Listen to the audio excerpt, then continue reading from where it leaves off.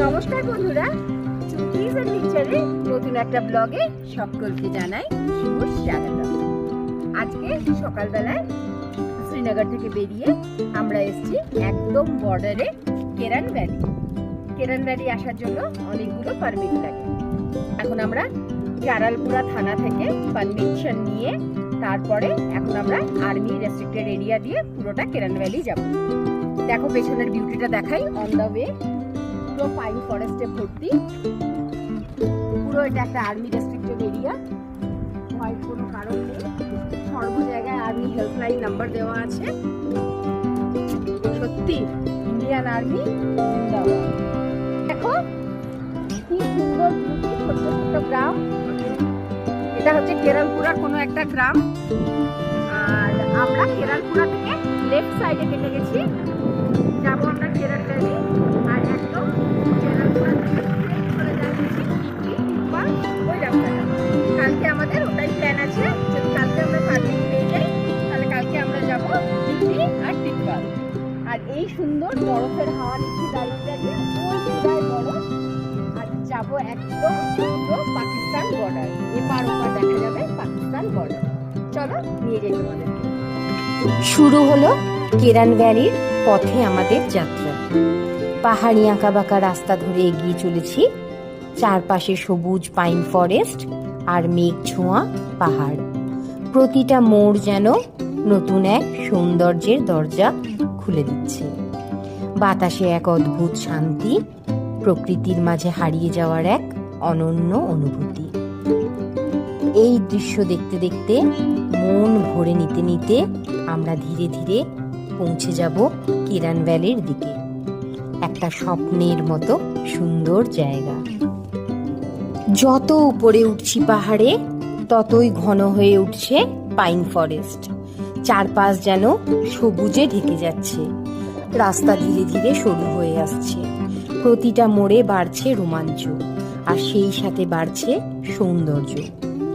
একদিকে অপার সুন্দর ভিউ, আর অন্যদিকে হালকা একটা ভয়।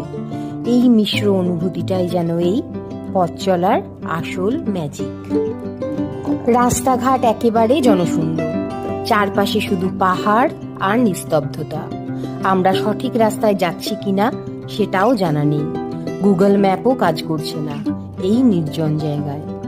মনে হচ্ছে যেন একেবারে অজানা কোনো পথে পা বাড়িয়েছি। এক অদ্ভুত অ্যাডভেঞ্চার, যেখানে আছে ভয়, উত্তেজনা আর অচেনা পথের রহস্য। জীবনে এই প্রথম এমন অভিজ্ঞতা। সত্যি ভয়ানক, কিন্তু ঠিক ততটাই রোমাঞ্চকর। জারালপুরা থানা থেকে পারমিশন করেছি। এটা 8টা কপি জেরক্স করতে হবে, 8টা আর্মি চেক পয়েন্টে এটা সাবমিট করতে হবে। আর যেহেতু আমরা আমাদের নিজের গাড়ি নিয়ে এসেছি, সেহেতু আমাদের গাড়ির সব ডকুমেন্টসও জমা করতে হচ্ছে। তো এখন আমরা আর্মি ফার্স্ট চেক পয়েন্ট পেরিয়ে এসে দাঁড়িয়েছি এরকম একটা ভিউ পয়েন্টে। পৌঁছে যাব একদম এন্ড অফ ইন্ডিয়া। সত্যি বিশ্বাসযোগ্য নয় এই ভিউটা। দেখো ঘুরে দেখাই তোমাদের। এখনো আমাদের প্রায় 35 কিলোমিটার। এখনো প্রায় 35 কিলোমিটার বাকি। আস্তে আস্তে যাব, পুরো ভিউ এনজয় করতে করতে যাব। আমাদের কোনো তাড়া নেই। আজকে আমরা কেরান ভ্যালিতেই স্টে দেবো। চলো সবকিছু আমাদেরকে দেখাতে থাকি। পথ চলার সাথে সাথেই ল্যান্ডস্কেপটা বদলে যেতে শুরু করেছে। সবুজ পাইন ফরেস্ট ধীরে ধীরে মিলিয়ে যাচ্ছে, আর তার জায়গায় আসছে ধূসর সাদা বরফে ঢাকা পাহাড়। চারপাশ যেন একেবারে অন্য এক জগৎ। নির্জন, ঠান্ডা, কিন্তু ভীষণ সুন্দর। যত উপরে উঠছি ততই সেই সৌন্দর্য চোখে ধরা দিচ্ছে নতুনভাবে। মনে হচ্ছে যেন আকাশের কাছাকাছি চলে এসেছি। আর আমাদের গন্তব্য এখন ফারকিয়ান টপ। এই পাহাড়ের একদম চূড়ায় পৌঁছাতে হবে আমাদের। আগে আমরা 7টা আর্মি চেক পয়েন্ট পার করে এসেছি। এটাই আমাদের এবার লাস্ট আর্মি চেকপোস্ট। এখানেই লাস্ট চেকিং হবে। তারপর আমরা নেমে যাব কেরান ভ্যালির দিকে। তো চলো পৌঁছাই আমরা ফারকিয়ান টপ। যদি ওখান থেকে ভিউ দেখানো পসিবল হয় তাহলে অবশ্যই তোমাদেরকে ওখানকার বিউটি দেখাবো। পৌঁছে গেছি একদম টপে। এখান থেকেই শুরু হয়ে গেছে আর্মি রেস্ট্রিক্টেড এরিয়া। চারপাশে কড়া নিরাপত্তা, কোথাও গাড়ি দাঁড় করানো যাচ্ছে না পারমিশন ছাড়া, এমনকি গাড়ি থেকে নামাও অ্যালাউ নেই। তাই আগে চলো চেকপোস্টটা ক্লিয়ার করে নিই, তারপর আবার দেখাবো তোমাদেরকে বাকি ফারকিয়ান টপের অসাধারণ বিউটি। তবে আমি এখনো বিশ্বাস করতে পারছি না যে আমাদের ছোট গাড়িতে কোনো চেন নেই, কোনো এক্সপার্ট ড্রাইভার নয় সুজয়, তা সত্ত্বেও আমরা ৯,৬০০ ফিট উপরে পৌঁছে গেছি সুজয়ের জন্য। লাস্ট আর্মি চেকপোস্টটা অবশেষে ক্লিয়ার হলো। সত্যি বলতে কি, জীবনের সবচেয়ে টাফ আর ভয়ঙ্কর এক্সপিরিয়েন্সগুলোর মধ্যে একটা। এখনো বুকটা কাঁপছে। প্রথমে গাড়ি সার্চ ডগ দিয়ে পুরো চেকিং, তারপর আই কার্ড, পারমিট সবকিছু খুঁটিয়ে দেখা হলো।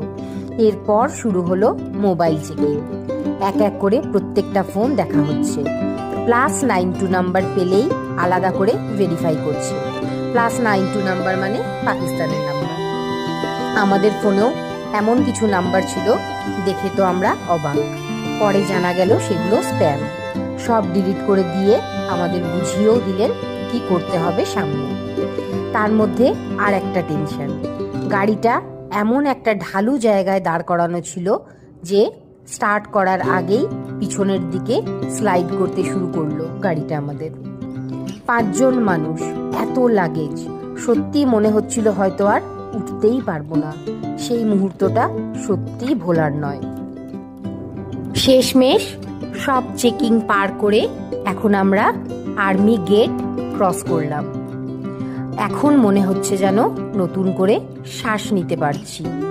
ফারকিয়ান টপের সৌন্দর্য উপভোগ করব ভেবেছিলাম, কিন্তু ওই সময় প্রাণটাই যেন হাতে ছিল। যাই হোক, সব ঠিকঠাক হয়েছে। এবার আমরা নামা শুরু করেছি কেরান ভ্যালির দিকে। একটা ভয়ঙ্কর অভিজ্ঞতার পর আবার নতুন পথের গল্প শুরু। দেব এখানে একটা ছোট্ট ইনফরমেশন। যদি কারোর বর্ডার এরিয়া ঘোরার ইচ্ছা থাকে, তাহলে অবশ্যই আপনারা মোবাইলে নিজেদের +92 নাম্বার সার্চ করে চেক করে নিন কোনো এরকম স্প্যাম কল আমাদের মতো আছে কিনা। যদি থাকে তাহলে আগে থেকে ডিলিট করে আসুন। তাহলে রাস্তায় দাঁড়িয়ে যে মোবাইল জ্যাকে ফেলে কোনো টেররিস্ট লিঙ্ক আছে কিনা ওনারা চেক করছেন, যে দীর্ঘ টাইমটা লাগছে এটার জন্য, সেই টাইমটা আপনাদের বেঁচে যাবে। আর বাকি সমস্ত আইডি প্রুফ অবশ্যই দরকার এইসব রেস্ট্রিক্টেড এরিয়াগুলোতে আসার জন্য। ইন্ডিয়ান আর্মি আমাদের আরও সতর্ক করে দিলেন যে যত আমরা পাকিস্তানের দিকে এগাবো তত ওদের টাওয়ার আমাদের মোবাইলে ধরবে, আর তত +92 নাম্বার থেকে কল আসবে। যদি কোনো এরকম সাসপেক্টেড কল আসে তাহলে অবশ্যই লোকাল থানায় বা আর্মি হেল্পলাইন নাম্বারে ইনফর্ম করতে।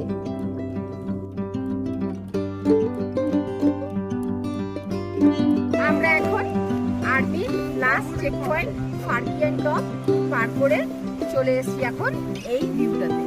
মোটামুটি প্রায় অনেকটাই নেমে গেছি, আর এখান থেকে প্রায় 8 ঘন্টা মতো দেখাচ্ছে আমরা পৌঁছে যাব কেরান ভ্যালি।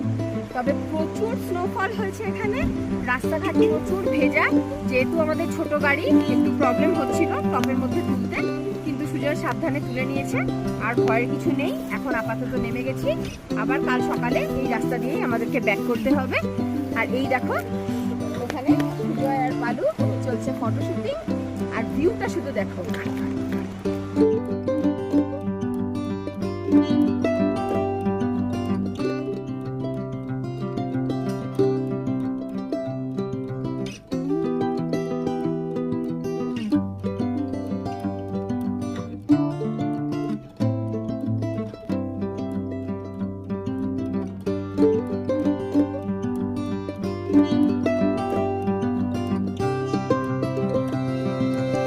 এখন আমরা দাঁড়িয়ে আছি এক অসাধারণ ভিউ পয়েন্টে।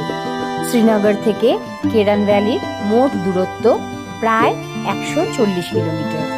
তার মধ্যে আমরা প্রায় 110 থেকে 115 কিলোমিটার কভার করে ফেলেছি।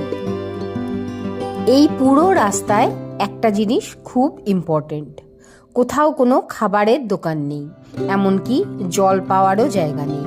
তাই যারা আসবেন অবশ্যই নিজের সঙ্গে খাবার আর পর্যাপ্ত জল নিয়ে আসবেন।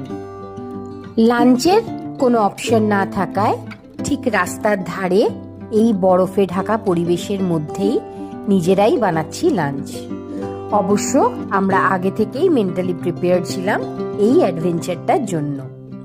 চারপাশে সাদা বরফ, কনকনে ঠান্ডা হাওয়া, নিস্তব্ধ পাহাড়, আর তার মাঝখানে গরম গরম ম্যাগি বানানোর মজা। এই ফিলিংসটা সত্যি ভাষায় বোঝানো যায় না। শেফ আমাদের ম্যাগি দিয়ে দিয়েছে।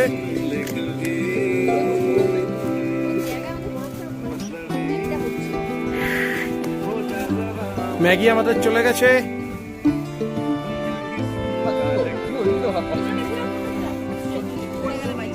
পালু নাচছে। জনশূন্য এই নির্জন রাস্তা, চারপাশে শুধু পাহাড় আর নিস্তব্ধ। পিছনে একটু আর সবাই। তার মাঝেই পালু স্পিকার লাগিয়ে জমিয়ে দিয়েছে মিউজিক। শুরু হয়ে গেছে আমাদের নাচ গানের পর্ব। এই নির্জনতার মাঝেই যেন জীবনের সবচেয়ে সুন্দর মুহূর্তগুলো তৈরি হচ্ছে। ভয়, রোমাঞ্চ, আনন্দ সব কিছু একসাথে মিশে এক অন্যরকম ফিলিংস। সত্যি এই অ্যাডভেঞ্চারটা ভাষায় প্রকাশ করার নয়। আর বেশি দেরি করব না, ম্যাগি খেয়ে রওনা দেব কেরান ভ্যালির পথে। যেতে হবে এখনো অনেকটা রাস্তা। আর শুনেছি নাকি কেরান ভ্যালির ঢোকার আগে 5 থেকে 7 কিলোমিটার রাস্তা এখনো তৈরি হয়নি, পুরোটাই অফরোডিং। জানি না সামনে এখনো কি কি চ্যালেঞ্জেস ওয়েট করছে, তাই এই ভিডিওটাকে আর বড় করছি না। এই ভিডিওটা এখানেই শেষ করছি। কেরান ভ্যালির নতুন ব্লগ নিয়ে আসবো নেক্সট পার্টে। ভিডিওটা ভালো লাগলে একটা লাইক, শেয়ার, কমেন্ট করো। আর হ্যাঁ, সাবস্ক্রাইব আর বেল আইকনটা প্রেস করতে ভুলো না কিন্তু। খুব তাড়াতাড়ি ফিরবো কেরান ভ্যালিকে এক্সপ্লোর করতে সঙ্গে তোমাদের নিয়ে। সবাই ভালো থেকো, সুস্থ থেকো, আর আমার ব্লগগুলো দেখতে থেকো। টাটা।